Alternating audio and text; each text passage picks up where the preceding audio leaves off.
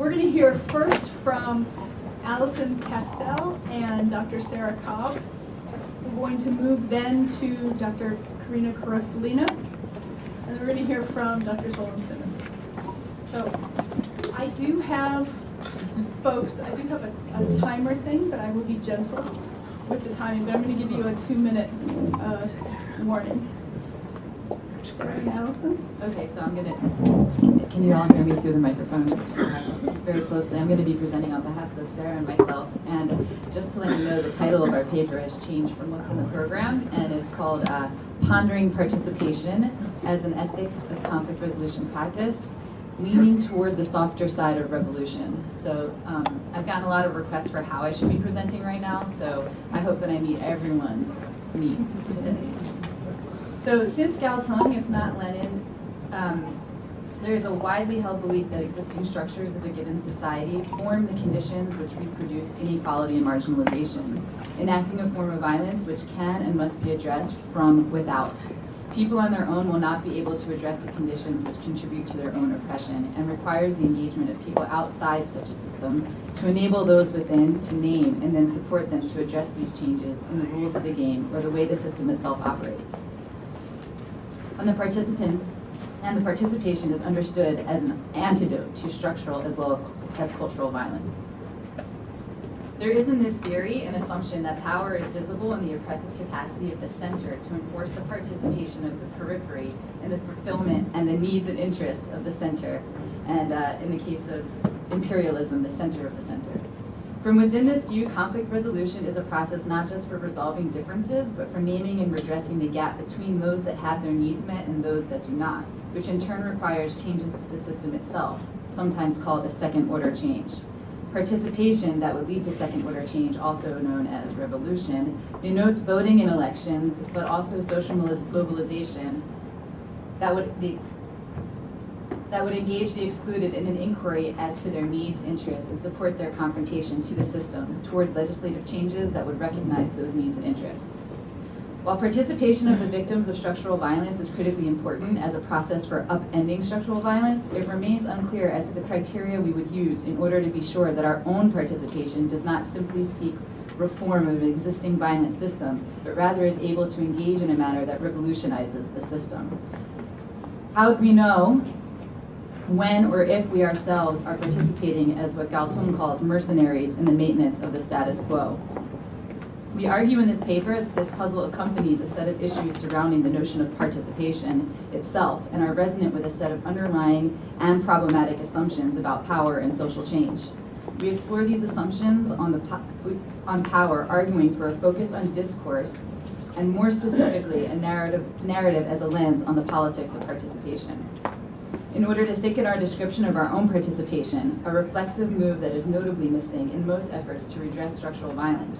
And in this move, we hope to illuminate a framework for ethics of conflict resolution practice that can account for the participation in participation. Issues associated with participation are multiple. First, it anchors a discourse that advocates democracy, celebrates voice and choices, which downloads a set of assumptions that are problematic as an anchor for ethical practice. Dwyer notes that we often presume that having a voice is equated with participation. Being able to speak, being able to represent experience is equated to being able to constitute the self as a person and to be able to account for the past and design a future. But she points out that there are peoples and places where speaking is not the modality for achieving freedom, and indeed freedom itself may not be a desired end. Voice advocates a specific kind of subjectivity that legitimizes a livable state. Additionally, Cobb notes that speaking is not only fraught, as it often requires in the context of conflict for people to speak on discursive grounds they did not make and cannot change, but also because speaking of violence reproduces the narratives that anchor the violence even when it is contested or denounced. This irony poses serious problems for peace workers who are working to enable people to speak about their victimization or to problem solve within a polarized setting that carries serious risks for speaking. A second serious puzzle is that participation can download a given problem frame that either does not emerge from within or is at odds with local culture, identified from without, and are often couched as development frames, and set up as a conversation about an issue that is de facto excised from a set of related issues to which it is attached. There is a core problem with this framing. As it's cast as development, it becomes a requirement for people to engage in making decisions about how will it occur, not whether or not it will occur. Third, embedded in participation, and this includes participatory action research, we can see the process of what Sara calls interpolation at work. Given the centrality of the U.S. to wars, development, and the advance of the liberal state, the U.S. as a state hails its subjects in and through peacework who respond as subjects. And it follows that from within the role, they may not be positioned to think outside of the frameworks provided for that role of subject. From this perspective, participatory action research can be a process which unwittingly extends the power of the state, enrolling subjects in and through its own formulation of problems and possible solutions. All three of these participation puzzles are highlighted in an effort to create a deeper conversation about the complexities that surround peacework and hopefully stalling out a little bit of the blind trust that we in the field of conflict resolution have in the processes surrounding participation. But we are not advocating throwing out the baby with the bathwater. We are not suggesting that all participation, theirs or ours, is unethical or automatically generates reform and not revolution. Rather, we are seeking to advance a hermeneutic of suspicion, or at the very least, make this familiar concept a little more strange. However, some of the critiques of participation are rather tired and quite familiar. This is because at the core of them lies the worries about the reach of the liberal state and the failure to address structural violence. From this perspective, participation is the unlucky bystander of the revolutionary agenda.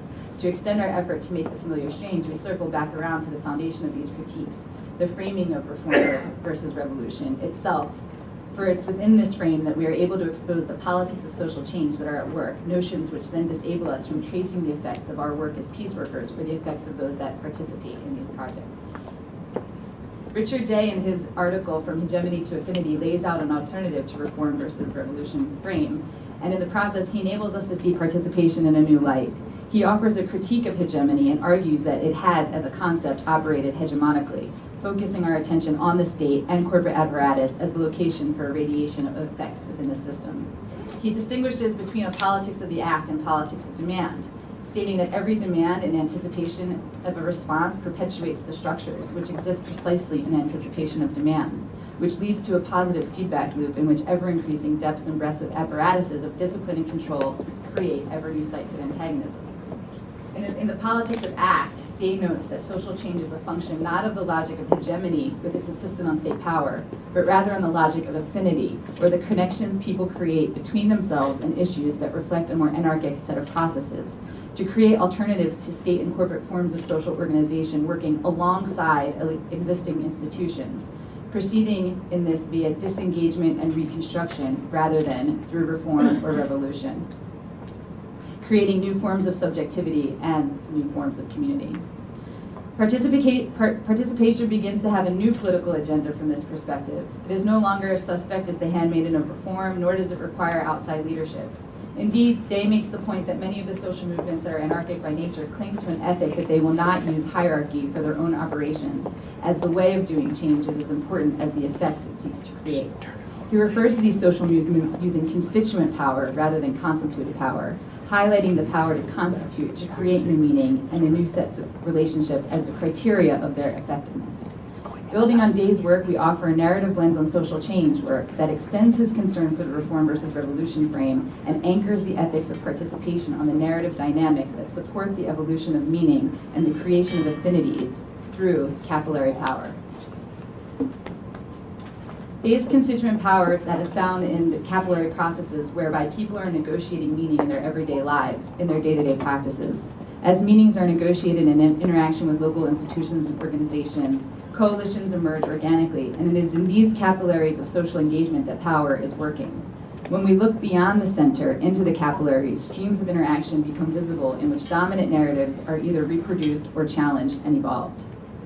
Sean Ginwright presents a moving example of activism with Black urban youth that elucidates how the emerging coalitions in Oakland, California work to uncover unrealized constituent power in ways that are transformative for youth as well as the broader community. This call to activism comes after a serious shift in the political landscape in Oakland from a context of political and social vibrancy to one fractured by the government dismantling of radical political organizations such as the Black Panthers in the 70s, the exodus of blue-collar jobs, and the infiltration of crack onto the city streets, leaving many more people than jobs and the drug market the major viable economy for the rising youth. Against this backdrop, in the mid-'80s, there was a proliferation of nonprofits and social service agencies in the city that were tasked with providing much-needed services to the population. However, as Jen Wright suggests, these institutional programs were insufficient as they attempted to succeed in an environment where youth navigate daily struggles of violence, but also it muted the vibrancy of Black civil life once prevalent in the 60s and 70s, and with it, the capacity for youth to dream and imagine a new way of life, which Jen Wright calls an attack on hope. If there are no spaces that exist whereby youth can express themselves or truly engage with their day-to-day experiences, they themselves become colonized by the violence in their lives. Their agency is radically depleted as alternatives to their lives are ultimately foreclosed. They are then blamed for their own alienation. Agency, from this perspective, becomes a weapon for denigration and social control.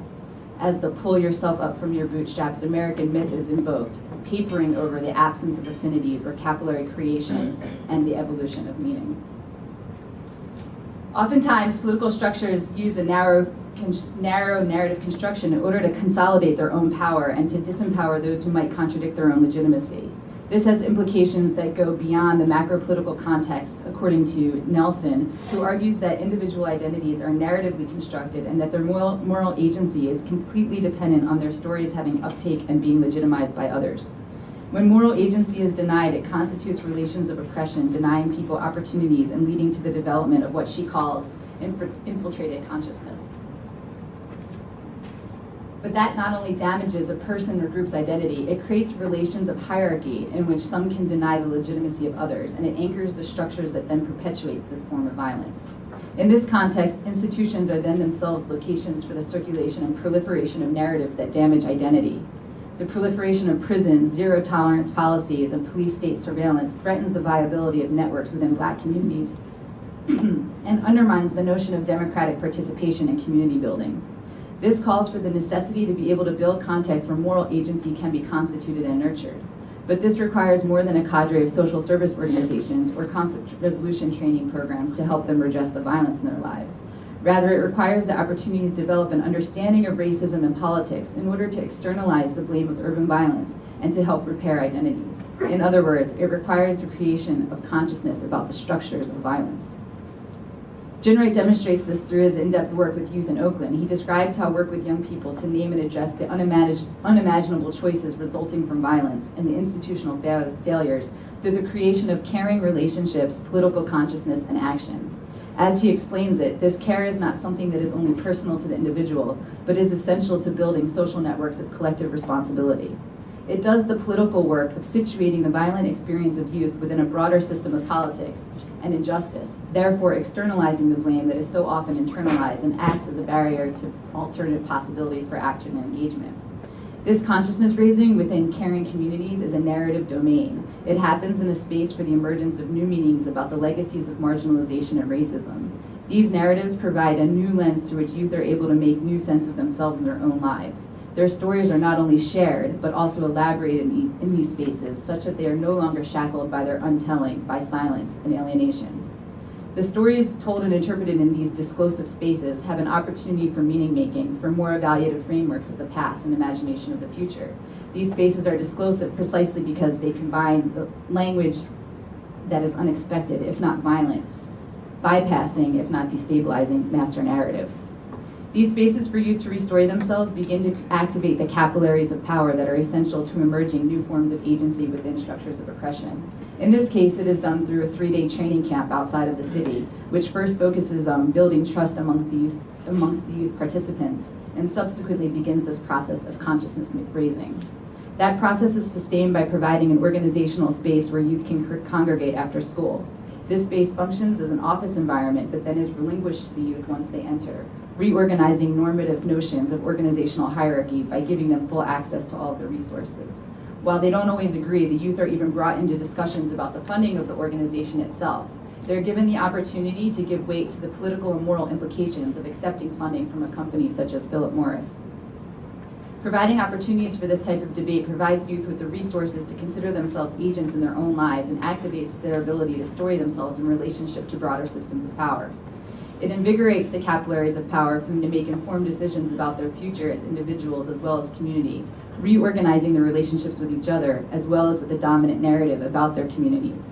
In this case, the youth are now able to make descriptions about themselves rather than to only know themselves as they are storied by the system.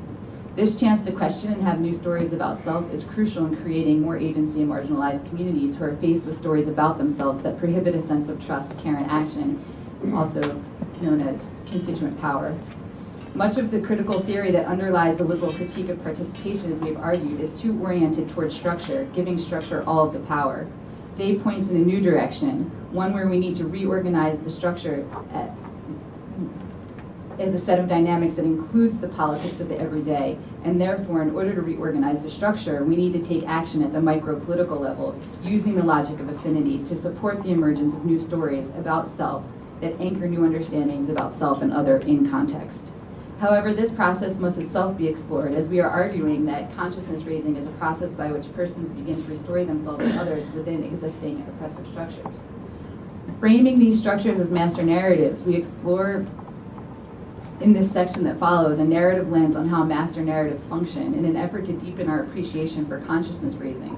This in turn provides a narrative lens on the ethics of participation at the capillary level where narrative power operates. Master narratives are protean, drawing on and co-opting the discursive resources from the counter-narrative. They learn from the counter-narrative, absorbing, reframing, repositioning themselves in ways that disqualify, marginalize, and deny the claims of the counter-narrative. As a result, the counter-narrative is stalled, hijacked, marginalized, inoculated, and drained of its power to penetrate or fracture the master narrative. As the master narrative consolidates itself through its telling and retelling, and as the counter-narrative is absorbed and hijacked, the narrative field is compressed. And that is, it gets restricted, routinized, delimited, such that no new conversations can materialize, and the possibility for new meanings to emerge is stalled, if not completely obliterated. These dynamics of conflict narratives damage the ecology of the meaning system itself, limiting the narrative landscape and the discursive potential for new or alternative stories to emerge, lest their life be put in danger. However, because dominant narratives are not static, and in recognition of their capacity not only for the colonization of political events and social practices, but also its capacity for evolution, it is important to examine these dynamics further in order to understand where there might be cracks or fissures in the dominant narrative, such that it might be unseated or evolved, even if slightly. Because the relationship between the dominant narrative and counter-narrative is the location for the struggle over meaning, there's a lot at stake. Legitimacy, access to resources, traditional notions of political power, funding, rights, and even participation. This brings us back to the importance of Jin Wright's approach to care, consciousness raising, and action. His kind of activism is a form of piecework and indeed helps anchor a notion of ethics of participation for the field of conflict resolution. What can we say about this type of participation, what Jin Wright has called the softer side of revolution? Here we come back to the logic of affinity, where Day notes that social change is a function not of the logic of hegemony, with its insistence on state power, but rather on the logic of affinity, or the connection people create between themselves and the issues as they see them. This constituent power, the power to create meanings, reflects a more anarchic set of processes. Social change is not aimed at upending the state, reproducing the reform versus revolution frame, but rather aimed at the production of stories that explore interpolation by master narratives. This form of activism, explicitly described as conscientization by Freire, recognizes the political and the personal, and the importance of engaging in consciousness raising toward engagement and action against oppression as an activity of meaning making. It is in this realm of political action that structural renewal is intersubjective and deeply ethical, not because it blocks structural violence as system, which pulls participation back into the tractor beam of the reform versus revolution framing, but because it enables people to make sense of themselves in context and in affinity with others. We agree with Day. The point of social change is not system change, but rather affinities that disrupt the hold of the dominant narrative on their victims. Now you clap. Thank you very much, Allison and Sara, for such an excellent paper, because my presentation today is continuation of the same topic, and I will speak exactly how the connotations of power and specific meanings of identity are interrelated and how they produced. And I will speak about model of production of national narrative connected with national identity. There is some cruelty incorporated into structural violence, incorporated into academic life. You write your book for a year or two, and then you have 15 minutes. So I will try my best to do it. So just a few words again, I will not go deeper into national narrative itself. It's something which most of you know very well. The most important is that new nations which emerged from post-colonial, post-Soviet power, and even what we call old nations of Europe, they define themselves all the time. And it's always about production of multiple claims by different groups about representation of national identity. And what is important that it should be production of some shared meaning in the society, but usually we see competing narratives within the nation which produce a lot of conflict within the society. So nation building process always presents the fight or struggle between different narratives. And in my recent book on construction narratives of identity and power, I created the model, a model about national narrative. It's about interrelations of identity and power and structural functional model.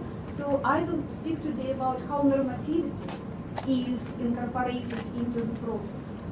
And structure of national narratives I present within three major components. And the first component is dualities. And idea of dualities, as you see, I will not go there, I don't have time, but based on a lot of philosophical and other works of which really provide idea about existence of polarities, binaries, symbolic codes, and everything which incorporated in our perception of the world.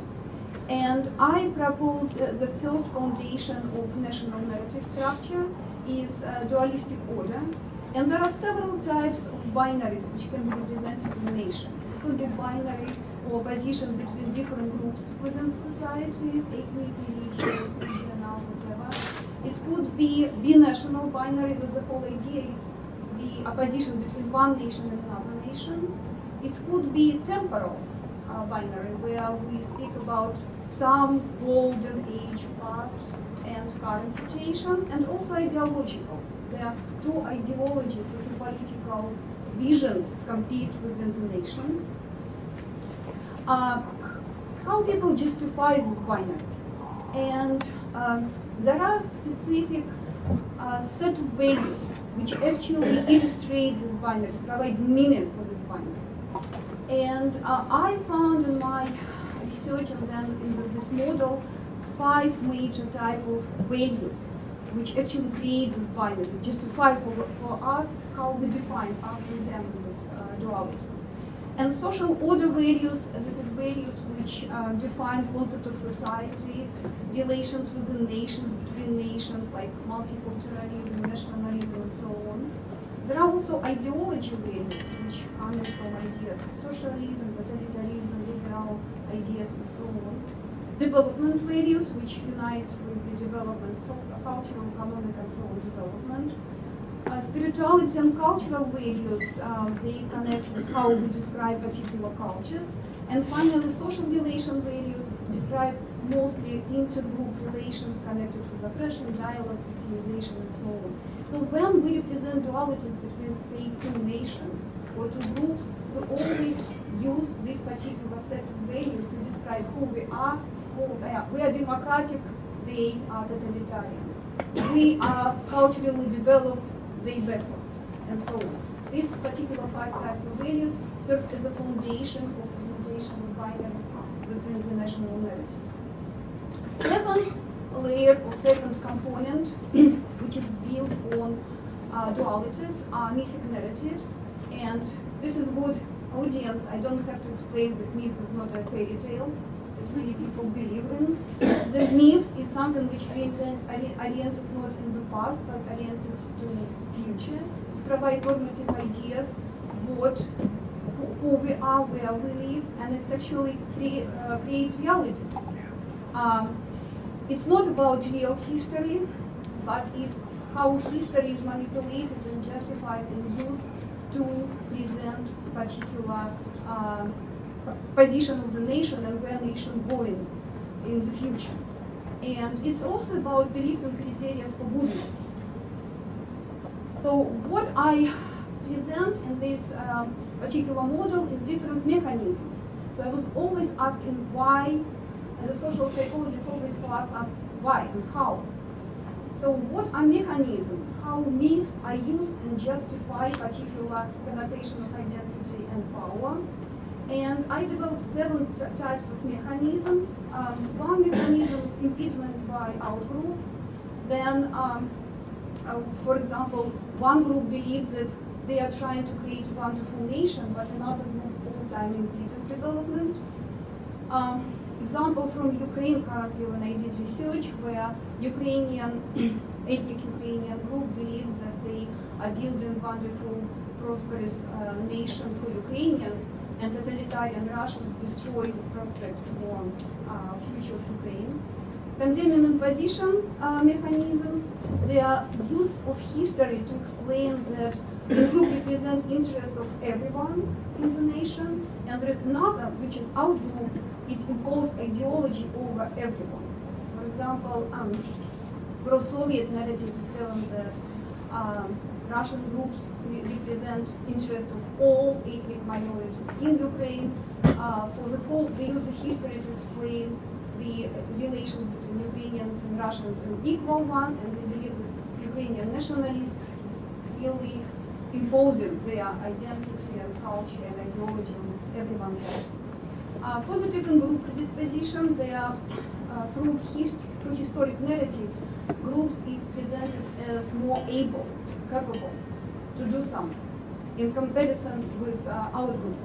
For example, Ukrainian narrative in Ukraine describes Ukrainian group through history of Moldavian law, the whole history of European development, telling that they're more able to develop democracy than Russians who were under Russian Empire and then totalitarian Soviet Union and so on. Validation of right, it's another very interesting mechanism where a group presents that they have more rights for the nation than other group using the historic narratives.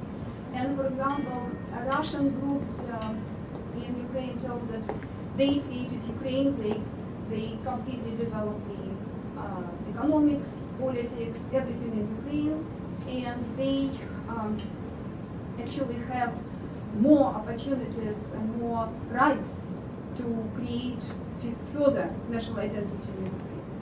Enlightening, very interesting mechanism that people, particular group believes that they know how to build a wonderful, shining future, but everyone else also want it, but don't know how to do it.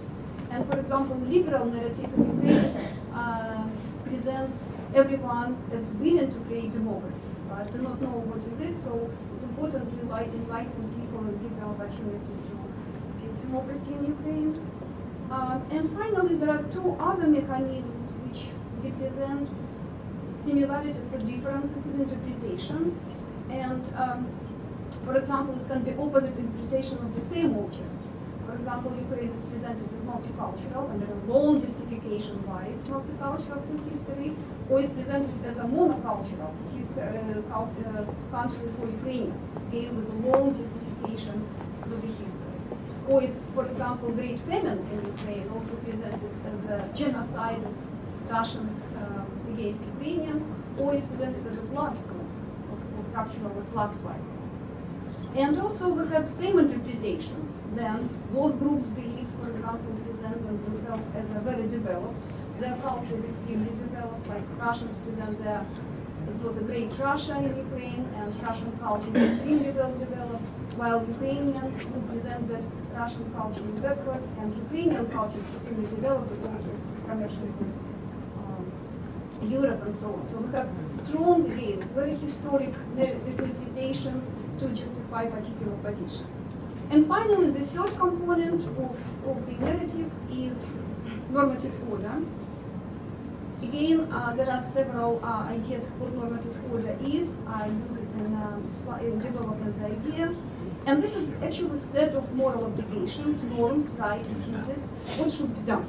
Now, if duality represents who are us and who are they, if mythic narrative justify this duality, the normative order tells us now what to do, what should be done about it. And it's also about legitimization of particular position of the group.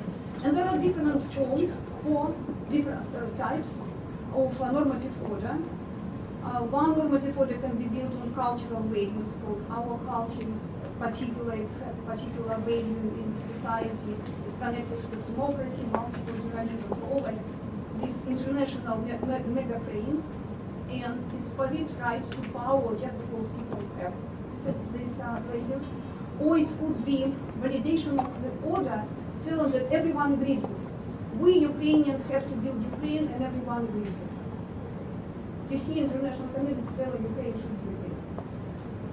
It's also idea of advantage and disadvantage group both accept this. It's what Marx was called self-consciousness. There are a lot of theories telling about it. And finally, it's the whole process of legitimization and delegitimization of group and outgroup. And this is a huge, to show you this is a model which is put forward in different types of dualistic order, binary constructs, different types of mythic narratives and their mechanisms, and different types of normative order. But I'm not speaking only about the structure, it's important to see the dynamics, the functions. What are functions actually developed within the national narrative? How it's actually create the whole meaning of identity and power through the structure. And two major functions of national narrative, which are pretty obvious, is development of the meaning of national identity, and second one is legitimization of power. And they are strongly interrelated, these two functions. National identity defines and is defined by the power. So I speak about here two processes. One process is embedment of the concept of power into the meaning of identity. So that specific concept of power, hierarchy, positioning of particular groups toward others, particular types of coercion are justified by the national identity. So they incorporated into the core of national identity. Where we see that Ukrainians are better, more educated, cultural, and so on, which I told already, so we have the right to be, this is what Ukraine identity is. Or moving from Ukraine, for example, in Ghana, the idea of chieftaincy is incorporated so deeply into the meaning of tribal identity. So you could not fight with chieftaincy. So if you fight with chieftaincy, you fight with your own identity. And second process is shaping of concept of power through the meaning of national identity. Then national identity actually shapes idea of the power, how power should be shaped. And just to show very quickly for the last 2 minutes is how these functions actually docked within each of the parts of the structure. And in dualistic order, we see that formation of identity really rests on these binary opposites, which are there, remember, the 5 types of values. And legitimization of power, we see that groups presented as deserving or not deserving in this binary opposition. And we see that if power struggle is strong in society, we see more strong, more intense moral duality, and also we see through the process of shaping that binary construct, they define hierarchy of possible type of relations. In mythic narrative, again, we see how these two functions created. In formation of identity is coming because myths justify meaning of in-group, out-group, social boundary. And power, meaning of power is created because myths support or challenge social order and tell them how this particular social order should be created. And because it employs particular events and trying to say this is what is right for the nation. And these two processes, embedment and shaping, also the prevalence level of mythic narratives, where desired power relations presented and authentic for the nation. This is how our nation should be created. It's forming its core. and also shaping of the concept of identity through power, where specific features of historic groups impact their rights to the power. And finally, the last one, where normative order, how within the normative order these two functions presented. So when identity is created through the attachment of value judgments to particular in-group and out-group, and different approaches to legitimacy presented as a must or should, something which should be created within a particular nation. So when we see that particular identity is employed, created, and recreated to justify particular social order, at the same time, the particular policies which are created within the society, they change in the meaning of identity all the time. So the legitimization of the policies become the issue of reproduction of identity. And I have a lot of examples.